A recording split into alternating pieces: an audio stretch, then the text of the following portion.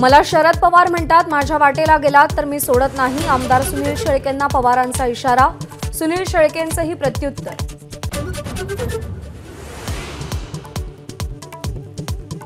शेतकऱ्यांवर आत्महत्येची वेळ आणली हीच मोदी गॅरंटी। शरद पवारांची मोदी सरकारवर कडाडून टीका। बळीराजावर हे दिवस आणणाऱ्यांना सत्तेत बसायचा अधिकार नाही, पवारांची टीका।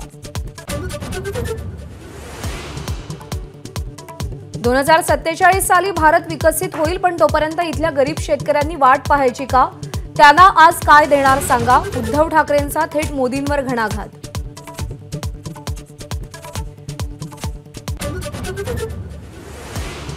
महायुतीच्या जागा वाटपात मोठ्या प्रमाणात उमेदवारांची अदलाबदल होण्याचा अंदाज। शिंदे अजित पवारांचे काही उमेदवार भाजपच्या चिन्हावर लढण्याची शक्यता।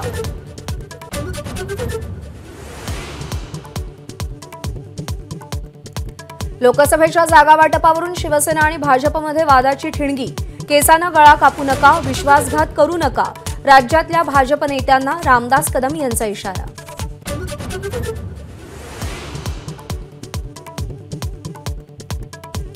रामदास कदम यांना टोकाची वक्तव्य करण्याची सवय। भाजपचा मुख्यमंत्री शिंदेंना पूर्ण पाठिंबा।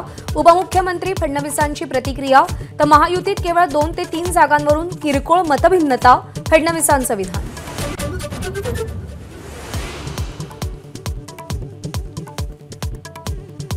उमेदवारांची दुसरी यादी निश्चित करण्यासाठी भाजपच्या कोर कमिटीची आज बैठक। रात्रीच्या बैठकीत तब्बल 150 जागांवर चर्चा। रविवारी शिक्कामोर्तब।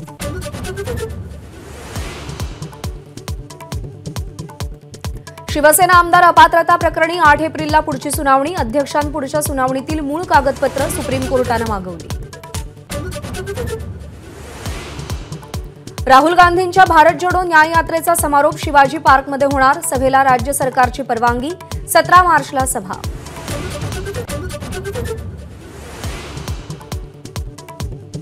भंडारा गोंदिया लोकसभा मतदारसंघावरचा दावा राष्ट्रवादीनं सोडलेला नाही।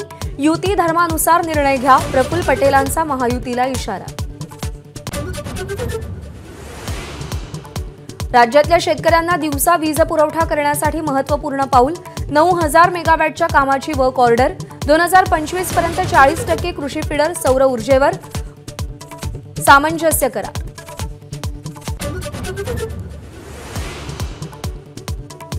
मुख्यमंत्री फडणवीस यांना धमकी देणाऱ्या किंचक नवलेला जामीन मंजूर। वांद्रे कोर्टाकडून न्यायालयीन कोठडीनंतर जामीन।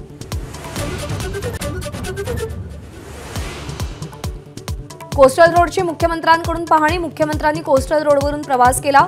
मुंबईमध्ये कोस्टल रोड लगत 320 एकरांवर झाडं लावणार, मुख्यमंत्र्यांची घोषणा।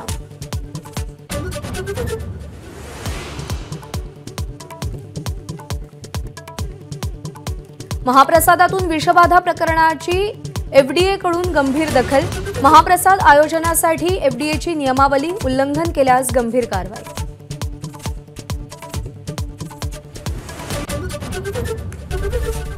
एबीपी माझा, उघडा डोळे बघा नीट।